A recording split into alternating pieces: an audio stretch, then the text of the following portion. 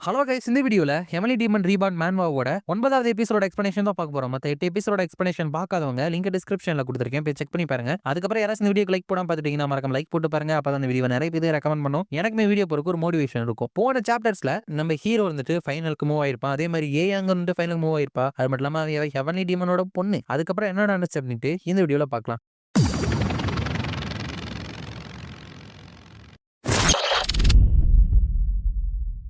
சாப்டரோட ஸ்டார்டிங்ல உங்களுக்கே தெரியும், அந்த ஏங்க இருந்துட்டு டார்க் ஃப்ளவர் கிரிம்சன் ஹார்ட் அப்படிங்கிற ஒரு விஷயத்தை யூஸ் பண்ணிருப்பா. ஏன்னா அவ ஹெவன்லி டீமன் பொண்ணு அப்படிங்கறனால. சோ அவங்க ரெண்டு பேருக்கு தான் இப்ப ஃபைனல்ஸ் வந்துட்டு நடக்க போகுது. அப்ப ஹீரோ வந்துட்டு ஸ்டார்டிங்லயே பயங்கரமா அவளோட அட்டாக்ல இருந்து தப்பிச்சிட்டு இருக்கா. அதுக்கப்புறம் அவளோட ஸ்பீரை வந்துட்டு ஸ்விங் பண்றப்ப அவளுமே வெப்பனை வச்சு அட்டாக் பண்ணி ரெண்டு பேருமே நல்லாவே சண்டை போட்டுட்டு இருக்காங்க. அப்ப ஹீரோ வந்துட்டு ஹெவன்லி டீமனோட பொண்ணு கிட்ட இருந்து இது எக்ஸ்பெக்ட் பண்ணதுதான் அப்படின்னு நினைச்சிட்டு நம்மளோட ஸ்பீரை வந்துட்டு ஸ்பின் பண்ணி அந்த இடத்துல தரையிலே வச்சு அவளை அட்டாக் பண்ண பாக்குறான். ஆனா அவர் வந்துட்டு அது வந்து பின்னாடி தப்பிச்சு போயிட்டு அவளோட ஸ்வாட்ல இருந்து ரேஞ்சர் அட்டாக் இருந்துட்டு நம்ம ஹீரோ நோக்கி அட்டாக் பண்ண பாக்குறான். ஆனா ஹீரோ இருந்துட்டு அவனோட ஸ்பீரை வச்சு நல்லா ஸ்பின் பண்ணி அவன் அனுப்பின எல்லா அட்டாக்கையுமே இருந்துட்டு பிளாக் பண்ணி திருப்பி அனுப்பிடும். அதுக்கப்புறம் அவ எப்படி அட்டாக் தூரத்துல இருந்து பண்ணி அனுப்பினா, அதே மாதிரி நம்ம ஹீரோனோட ஸ்பீரை வச்சு தூரத்துல இருந்து ஒரு அட்டாக் பண்ணி அனுப்புறப்ப அது போயிட்டு அவளை அட்டாக் பண்ணிருது. ஹீரோ வந்துட்டு இந்த டார்க் ஃப்ளவர் கிரிம்சன் ஹார்ட் தான் ஹெவன்லி டீமனோட டிவைன் ஹார்ட்டோட ஃபர்ஸ்ட் பேசிக் பிரின்சிபல். ஹவவர் அங்க பார்க்கும் பொழுது அவ்வளோ பவர்ஃபுல்லான எபிலிட்டியை யூஸ் பண்ற அளவுக்கு அவகிட்ட இன்னர் கீ எனர்ஜி இருந்துட்டு போதுமான அளவு இல்ல போல இப்போதைக்கு அப்படின்னு நினைச்சிட்டு மறுபடியும் ரெண்டு பேருமே போயிட்டு சண்டை போறப்ப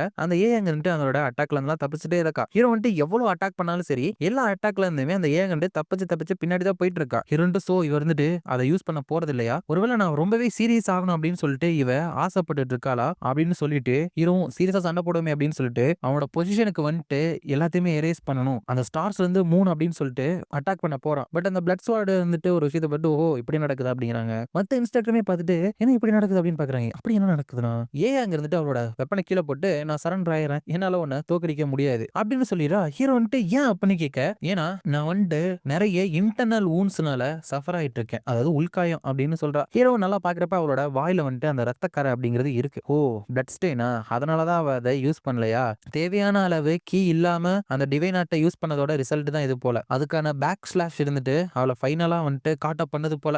எவ்வளவு டிசப்பாயிண்டிங் அப்படின்னு நினைச்சிட்டு அங்க இருந்து போறப்ப அங்க இருந்துட்டு நீ வந்துட்டு எனக்கு ஒன்னு ஓ பண்ணிருக்க மறந்துடாத அப்படிங்கிறப்ப ஹீரோ வந்துட்டு நான்சென்ஸ், சரி நீ வந்துட்டு இங்க இருக்கிறத வந்துட்டு தொடைக்கணும்னு நினைக்கிறேன் அப்படின்னு சொல்லிட்டு அந்த ரத்த எடுக்கிற இடத்த கை காமிக்க, எனக்கு தெரியும் நீ ரொம்பவே இன்ட்ரெஸ்டானிய கை தான் நம்ம 900 அப்படின்னு சொல்ற. அதுக்கப்புறம் அந்த சீனியர் இன்ஸ்ட்ரக்டர் வந்துட்டு இந்த அரீனாவோட சாம்பியன் அப்படிங்கிற டைட்டில் இருந்துட்டு நம்பர் 900க்கு தான் போகுது. இந்த லேட்டன் டீமன்ஸ்ல இருக்கிற எல்லார் மத்தியிலையும் ஸ்ட்ராங்கஸ்ட் ஆனவன் அவன் தான் அப்படிங்கிறப்ப அந்த பிளட் ஸ்வாட் வந்துட்டு கன்கிராச்சுலேஷன் அப்படிங்கிறப்ப ஹீரோ வந்துட்டு நான் வெறும் அதிர்ஷ்டசாலி அவ்வளவுதான் அப்படிங்கிறப்ப தான் ஹீரோ இன்னுமே கை விலங்கு போட்டுருக்காங்கிறத அந்த பிளட் ஸ்வாட் வந்துட்டு ரியலைஸ் பண்றான். அதிர்ஷ்டசாலி நான் சொல்றேன் 900 இந்த ப்ராஜெக்ட் ஸ்டார்ட் ஆனதுக்கு அப்புறம் இங்க இருக்கலே ரொம்பவே வீக்கான சில்ட்ரன் மத்தியில தான் நீ இருந்த. அப்படி இருந்தும் கூட இன்னைக்கு இவ்வளவு தூரம் வர அளவுக்கு நீ அச்சீவ் பண்ணிருக்க, அதை நினைச்சு நீ பெருமைப்படணும். ஈவன் இந்த லேட்டன் டீமன்ஸ் கேவோட லாங் ஹிஸ்டரியில 900 ரேங்க்ல இருந்து ஒரு சாம்பியன் வந்திருக்கான் அப்படின்னு சொல்லிட்டு நான் கேள்விப்பட்டதே கிடையாது. ஆக்சுவலா ரொம்ப கம்மியானது வந்து அப்படின்னா 200ல இருந்து தான் வந்திருக்கான், அதுக்கு மேல வந்ததே கிடையாது. அப்படி இருந்தும் கூட இந்த ஹிஸ்டரியில கேள்விப்பட முடியாத ஒரு ரெக்கார்டா வந்துட்டு நீ கிரியேட் பண்ணிருக்க அப்படின்னா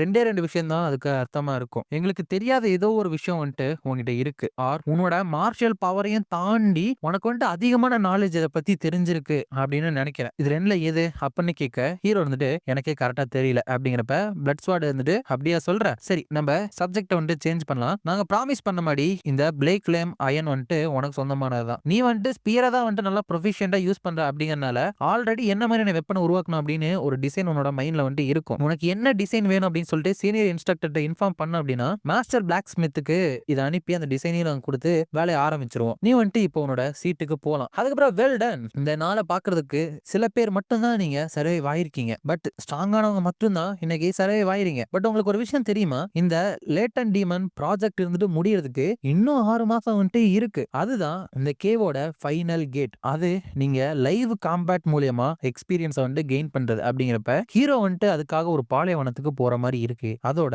இந்த சாப்டர் வந்துட்டு முடியுது.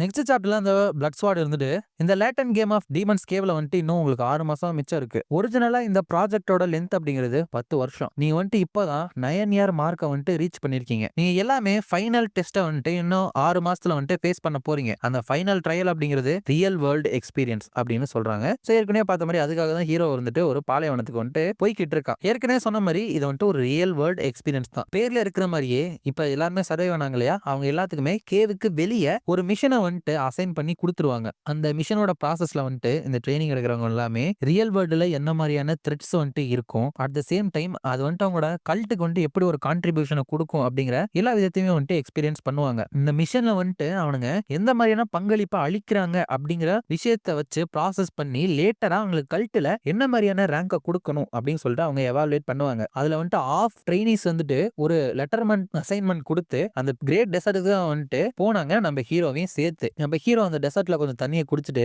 இந்த கிரேட் டெசர்ட்ல வந்துட்டு குரூப் மிஷனும் இருந்துச்சு, தனியா நம்ம போற மிஷனும் வந்துட்டு இருந்துச்சு. மற்ற ட்ரெயினிஸ் எல்லாருமே பக்கத்துல இருக்கிற ஃபேக்ஷன்ஸை வந்துட்டு சப்ஜுகேட் பண்றதுக்கான மிஷனை வந்துட்டு அசைன் பண்ணிட்டு போனாங்க. இது எல்லாத்தையுமே கன்சிடர் பண்ணி பார்க்கும்பொழுது டெமானிக் கல்ட் இருந்துட்டு இந்த இடத்துல இருக்கிற எல்லா விஷயங்களையும் கிளீன் பண்றாங்கன்னு நினைக்கிறேன். ஒரு போர் நடக்கிறதுக்கு முன்னாடி அந்த இடத்துல அவங்களுக்கு என்னென்னலாம் பிரச்சனையா இருக்குமோ அது எல்லாத்தையுமே கிளீன் பண்ணிட்டு இருக்காங்க. இதுதான் மிலிட்டரியிலேயே இருக்கிற ரொம்பவே பேசிக்கான ஸ்ட்ராட்டஜி. அப்படின்னா உண்மையுமே இந்த டெமானிக் கல்ட் இருந்துட்டு ஒரு வார ஸ்டார்ட் பண்றதுக்கு தான் பிளான் போட்டுட்டு இருக்காங்களா? இது வந்துட்டு சர்ப்ரைசிங் தான். பட் இவங்கள்ட்ட இருந்து எக்ஸ்பெக்ட் பண்ணவே முடியாத ஒரு விஷயம் நடந்துருச்சு அப்படின்னு என்னால சொல்ல முடியாது. என்னோட மிஷன் அப்படிங்கிறது சாண்ட்ஸ்டார்ம் ஆஃப் டெத் அப்படிங்கிற ஒரு ஃபேக்ஷனை வந்துட்டு வார் எஃபர்ட்ஸுக்காக சப்ஜுகேட் பண்ணணும். இந்த சாண்ட்ஸ்டார்ம் ஆஃப் டெத் அப்படிங்கிறவங்க ஒரு திருடங்க கும்பல். திடீர்னு அவங்களோட பவர்லயும் நம்பர்லயும் இருந்துட்டு அதிகமாயிட்டானுங்க. அவனுங்க வேகமா அவங்களோட குதிரைகளை வந்துட்டு ரைடை வந்துட்டு பண்ணிட்டு போறதுனால இங்க இருக்கிற நிறைய பிரான்ச்சஸ் இருந்துட்டு அவங்கனால சஃபர் ஆயிட்டு இருக்கு. சோ அதனால இங்க இருக்கிற அந்த டெத் சாண்ட்ஸ்டார்ம் இருந்துட்டு நான் வந்துட்டு சப்ஜுகேட் பண்ணிடுறேன். இதுக்கு முன்னாடி இந்த கல்ட் இருந்துட்டு இந்த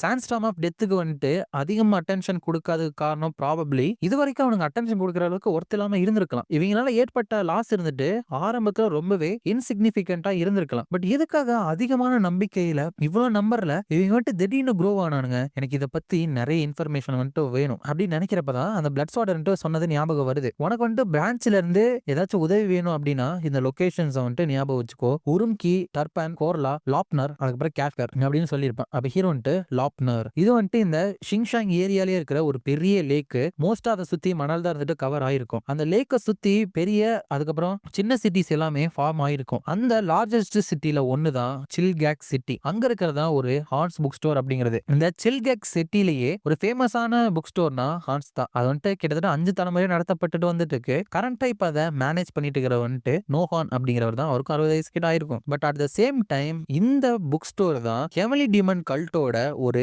ஹிடன் பிரான்ச். நான் வந்துட்டு கொஞ்சம் சீக்கிரமே வந்துட்டேன். பட் இருந்தாலும் நான் போயிட்டு ஹான்ஸோட புக் ஸ்டோரை வந்துட்டு பார்த்துட்டு வரேன். இந்த இடத்துல இவ்வளவு ஓப்பனா ஹெவன்லி டீமனோட கல்ட்டோட பிரான்ச் இருக்கு அப்படின்னு சொல்லிட்டு யாருமே நினைச்சு பார்க்க மாட்டாங்க. அப்படியே வெட்ட வெளியில இது வந்துட்டு ஒரு ஹிடன் சைட்டா இருக்கல அப்படின்னு நினைச்சிட்டு உள்ள போயிட்டு நான் ரெக்வஸ்ட் பண்ண புக்கை வந்துட்டு கலெக்ட் பண்றதுக்காக இந்த இடத்துக்கு வந்திருக்கேன். அப்படிங்கிறப்ப அந்த நோஹான் இருந்துட்டு அந்த புக்கோட பேரை வந்துட்டு நான் தெரிஞ்சுக்கலாமா அப்படின்னு கேட்க ஹீரோ வந்துட்டு the tales of treachery and darkness அப்படின்னு சொன்னவருமே அவருக்கு ஏதோ ஒன்று புரிஞ்சிருது.